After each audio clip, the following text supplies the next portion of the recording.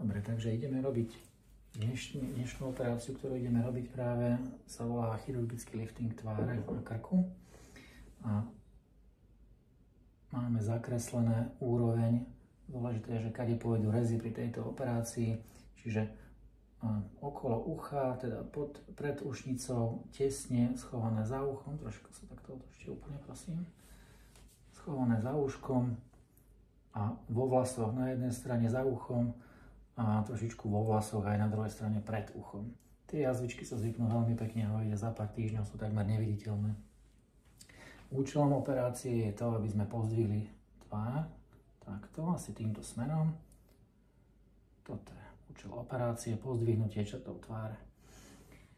Tu máme naznačené, kam budeme asi preparovať to tkanivo, asi potiaľto, a tiež sa pani zbaví týchto tzv.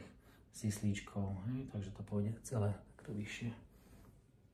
Budeme robiť tzv. Deep plane facelift, to znamená, že odpreparujeme nie len tú kožu, ale dostaneme sa aj do hlbších vrstiev.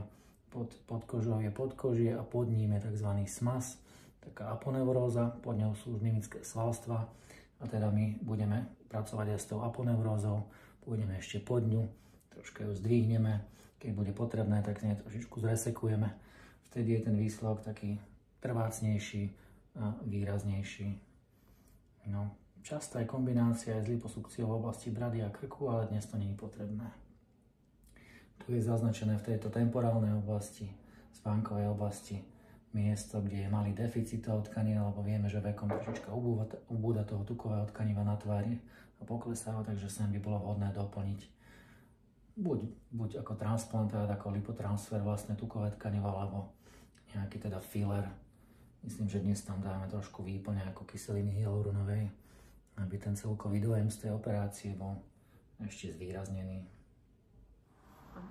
Dobre, takže máme druhý pooperačný deň po chirurgickom liftingu tváre a krku, po faceliftingu. Operovali sme predvčerom. Vidíme, že pani sa má fajn.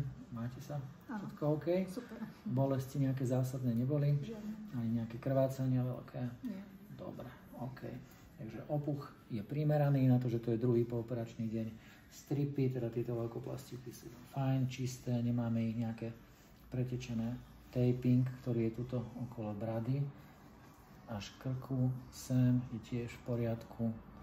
Takže ja si myslím, že taký primeraný pooperačný nález.